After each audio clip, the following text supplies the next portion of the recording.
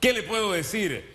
Hombre, Giovanni Olmos está con nosotros esta mañana. Don Giovanni, ¿qué tal? Buen día, bienvenido. Buenos días, Hugo, Félix. Gracias por la invitación aquí en Radiografía. Cuando digo Don Giovanni, me acuerdo del de Cameron, a la obra, y no el hotel, sino de la obra de Boccaccio. ¿Ah? Qué cosa. Oiga, temas como estos, ¿no? Manejo político de asuntos como estos, ¿no? De que te dejo una tarifa bajita para que el que venga quede como malo y así nos fuimos y nos vamos. La política de verdad jugada de esa manera, ¿usted cómo ve ese tipo de cosas?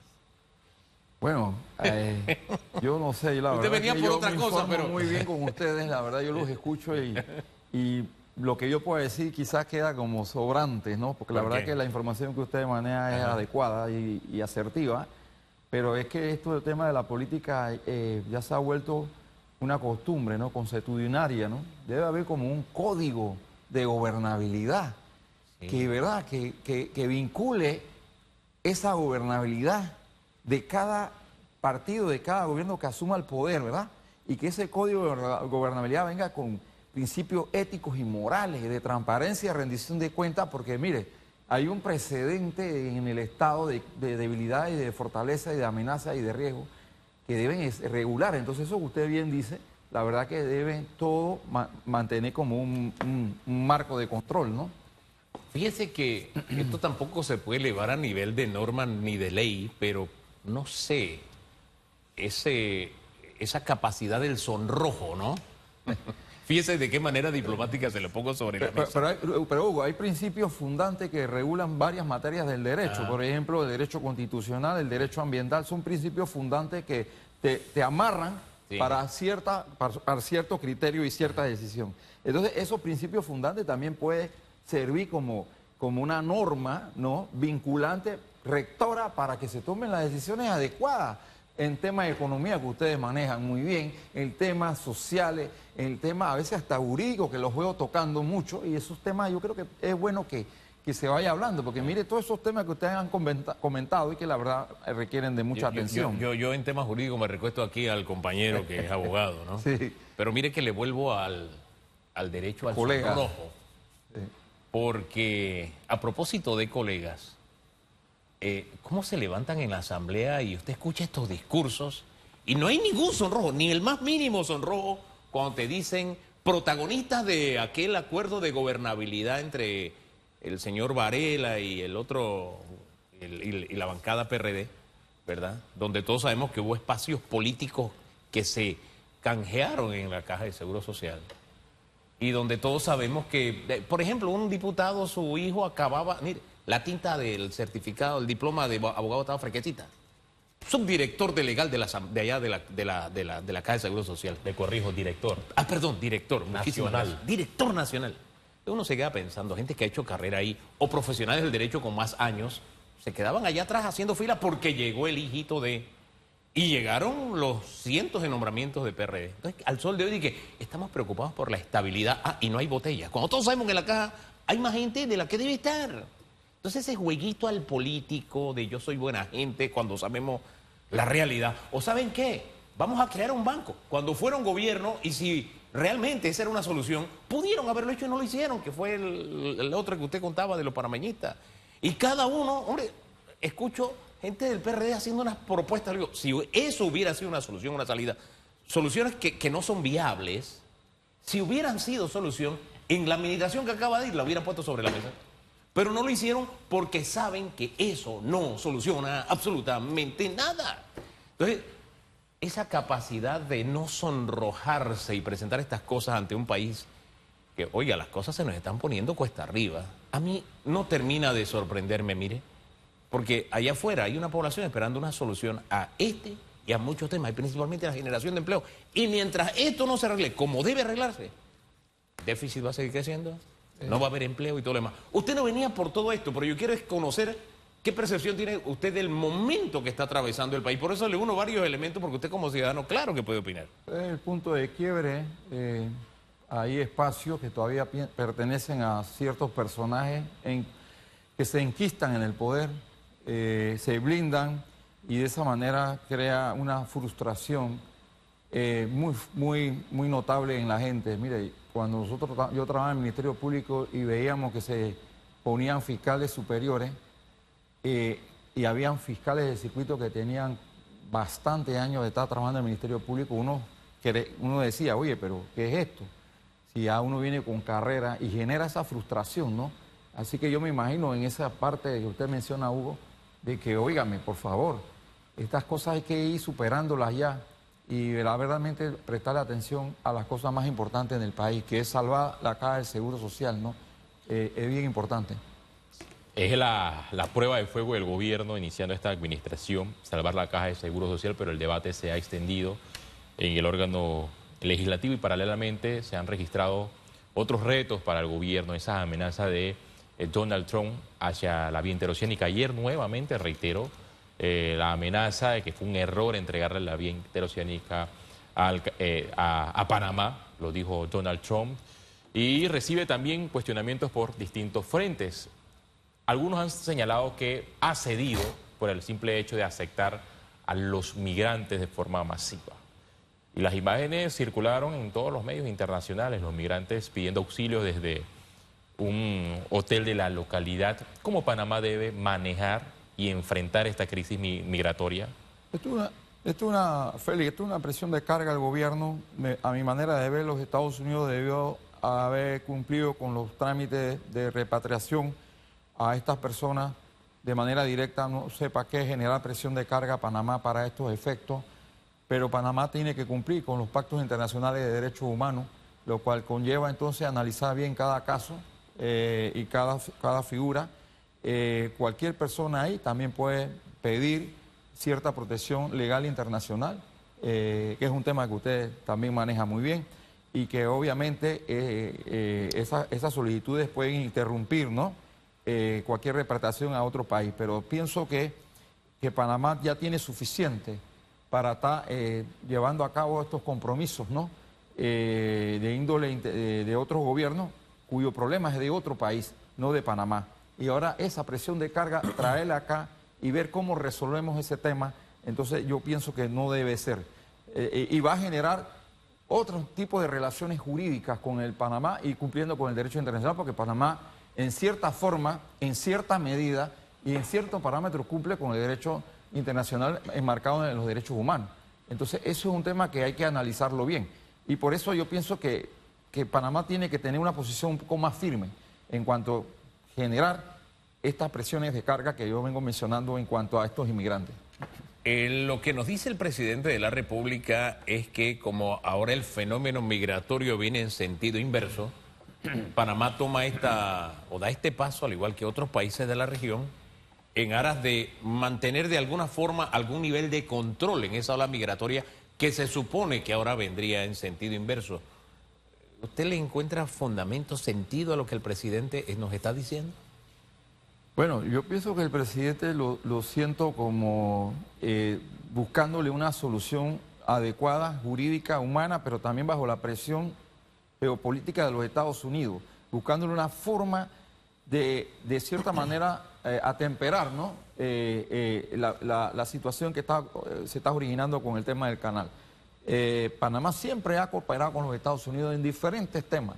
Hemos sido buenos colaboradores con ellos y yo pienso que el presidente de Panamá está tratando de articular de alguna manera estas ayudas, pero Panamá, como ya mencioné, tiene que ser respetuoso del derecho internacional, de las convenciones de derechos humanos, y hay que individualizar cada caso para los efectos de cumplir con eso. Y eso es lo que yo estoy sintiendo en cada conferencia del presidente, de tratar de articular eso, y que él mandó ese mensaje, ¿no? Ahora, como usted bien dijo, Hugo, a la inversa.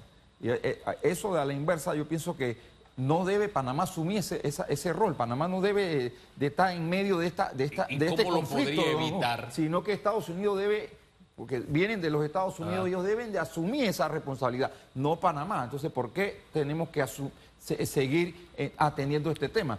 Yo les pregunto, ¿cuántos inmigrantes pasaron por Panamá el año pasado?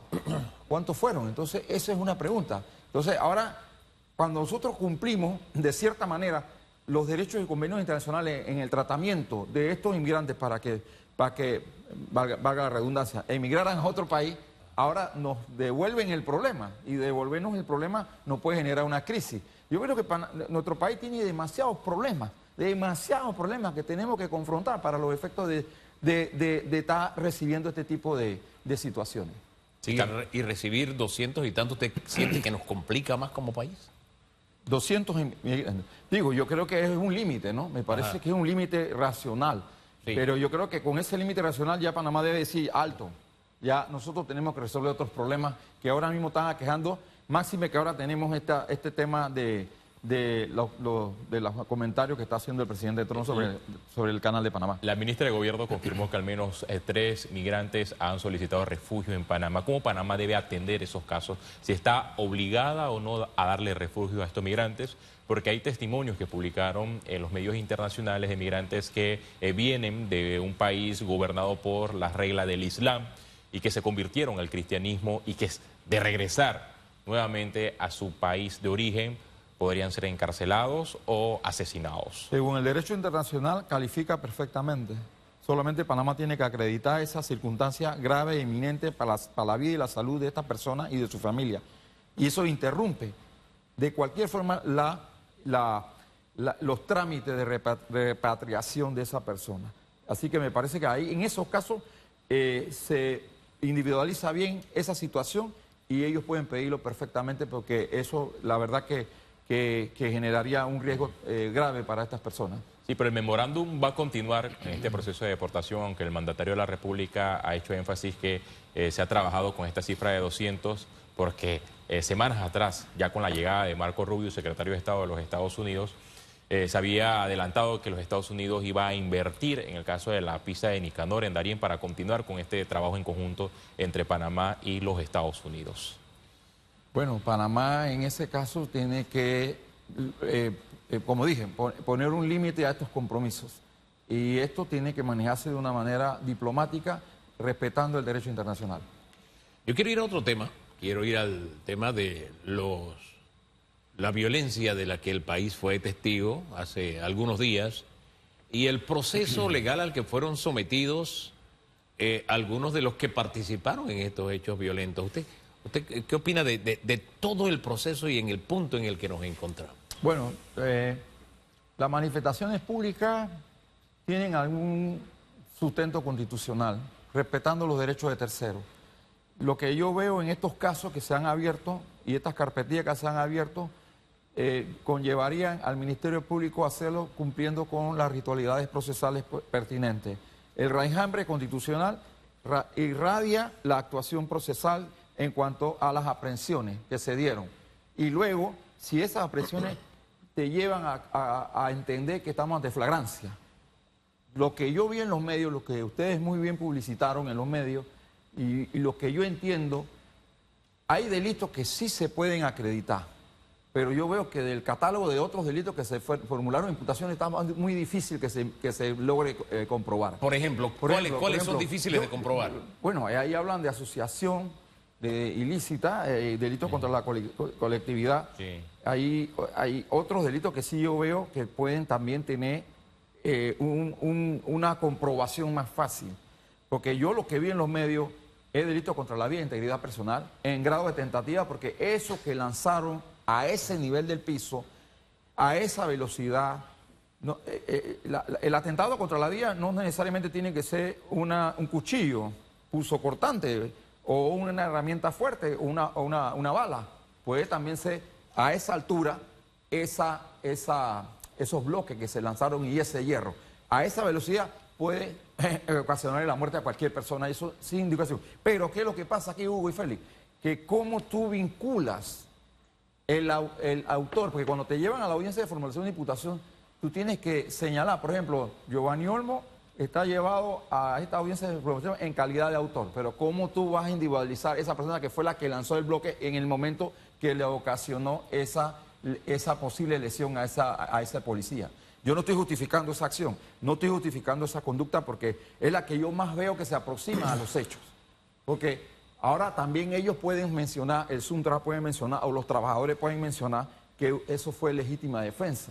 O puede ser una manera de expeler la conducta en contra de ellos. Pero en eso se tiene que analizar la proporcionalidad de la conducta de la policía lanzando sus, no sé, perdigones o sus bombas de gases frente a la forma como tú proporcionalmente contestas.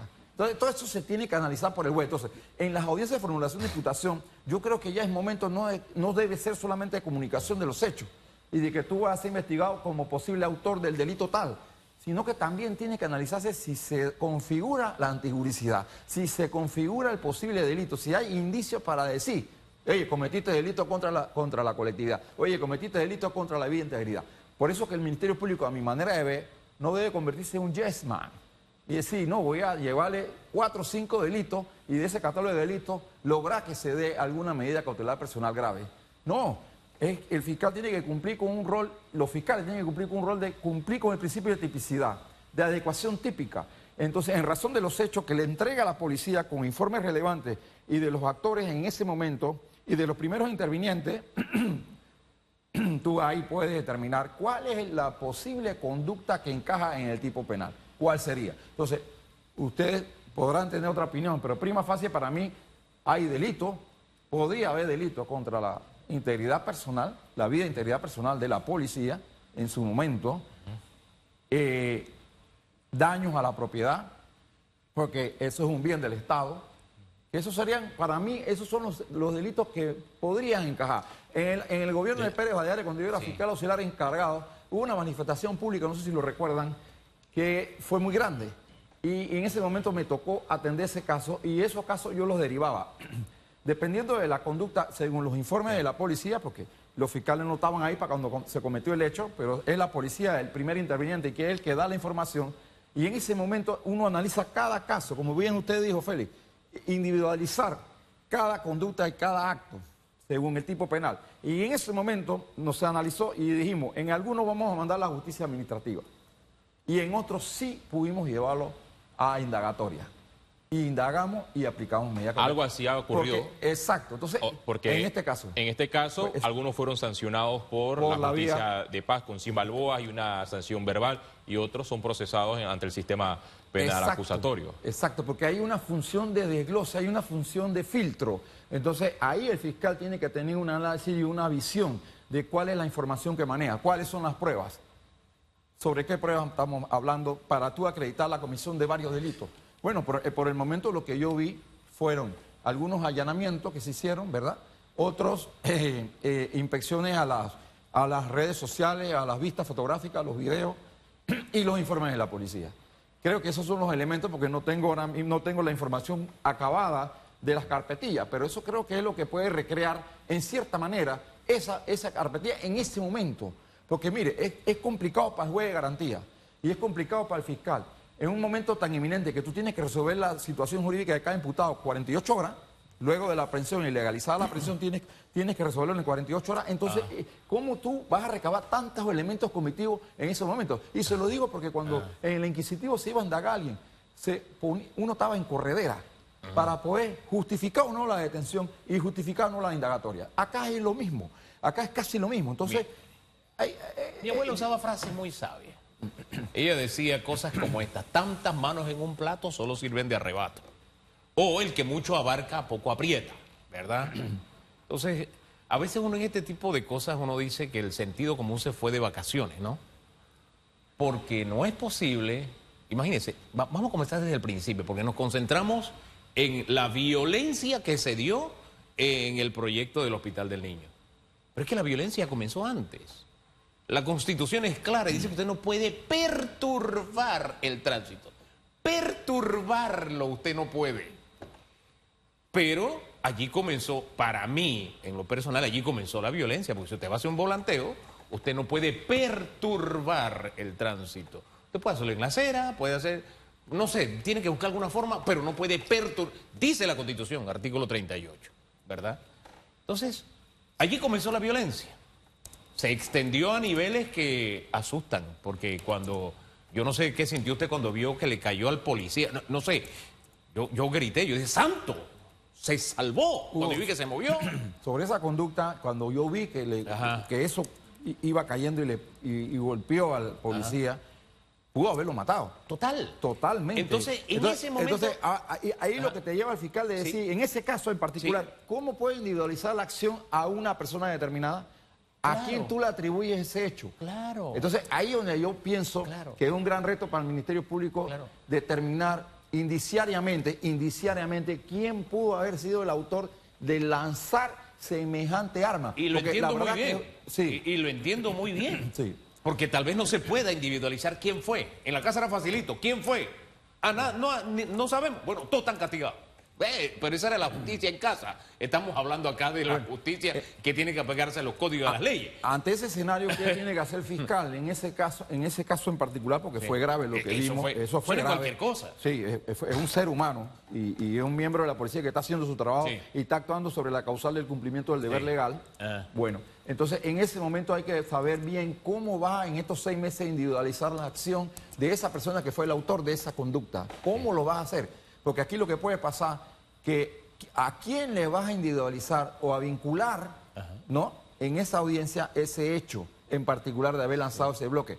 ¿Cuántos? Porque hay videos donde veo que va uno caminando y agarró un bloque de este tamaño. Que ellos mismos y compartieron lo esos videos. Lo lanzó. Entonces, ahí es indeterminada la víctima. Claro. Entonces, ahí como es indeterminada la víctima, pero ahí sí está aprobada la vinculación de ese sujeto. Ese es el punto. Es que a Ahí ese está. punto quería llegar. Porque si bien es cierto, es difícil saber quién fue el que lanzó eso. A ese policía, en ese caso, hay un montón que lo que estaban tirando no eran ni pétalos de rosa, ni tarjetitas de San Valentín. Lo que estaban era actuando con premeditación, con alevosía, y para mí ahí hay tentativa de homicidio, porque ahí no había otra cosa. Es que ese Pero es el yo punto. lo digo como observador, y a mí lo que me sorprende es que usted dice dos cositas, y quiero ponerlas sobre la mesa para que me las aclare. Una, que el Ministerio Público no puede ser yes man. ¿Por qué dice eso? Y segundo, usted me plantea que los del supuesto delito que se le han endilgado va a ser difícil comprobarlo, así que esto va a ser... No pasó nada y cada uno, aquí se rompió una taza y cada uno para su casa. Es que el Ministerio Público no puede ser yes man, Ajá. desde el punto de vista que cuando te llegan esas emociones y esas reacciones de Sí. las instituciones del Estado, de donde vengan, el procurador y los fiscales se vuelven filtros, porque ellos tienen que cumplir con la legalidad, con la jurisdiccionalidad, Ajá. con el debido proceso y con el criterio de la tipicidad. Entonces, ahí donde el fiscal le dice a los personajes del Ejecutivo o a la persona que está de una manera u otra generando una presión de carga al Ministerio Público sobre estos hechos, bueno, y es justificado, no lo estoy criticando. Entonces el fiscal debe, de manera estratégica, o el procurador decir, bueno, mire, sobre estos hechos que me han planteado, en esta fase, a mi manera de ver, podemos ya imputar, ¿no?, este delito y este delito.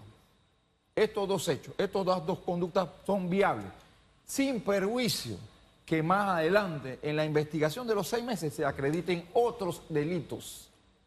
Eso resguardaría la investigación. Entonces, como usted bien dijo, Hugo, bueno, ahora ¿cómo se va a probar quién fue? Entonces, el Ministerio Público tiene que sostenerse sobre el elemento de convicción claro, con pericia, con el Instituto de Medicina Legal, con declaraciones de los policías, que puedan de una manera u otra contribuir al esclarecimiento de los hechos, con testigos, con las mismas personas que estuvieron ahí. Porque yo te voy a poner un ejemplo. Esto que los derivaron a la justicia administrativa, a ellos no se les judicializó. Entonces, estas mismas personas, de una manera u otra, el Ministerio Público lo va descantando y puede decir, bueno, lo voy a llamar a declarar.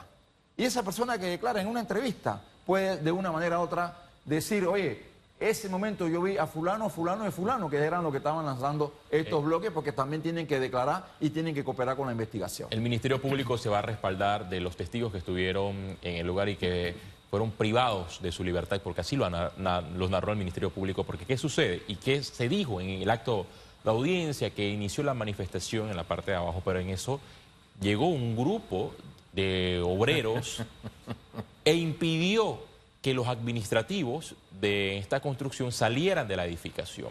Entre esos administrativos había una mujer embarazada de alto riesgo y los obreros, según el testimonio de la teoría del caso, el Ministerio Público impidieron que ella saliera del edificio y expresaron frases Y fue horrendas. aprendida, y fue horrendas. aprendida también. Y abro comillas de lo que dijo el Ministerio Público en el acto de audiencia.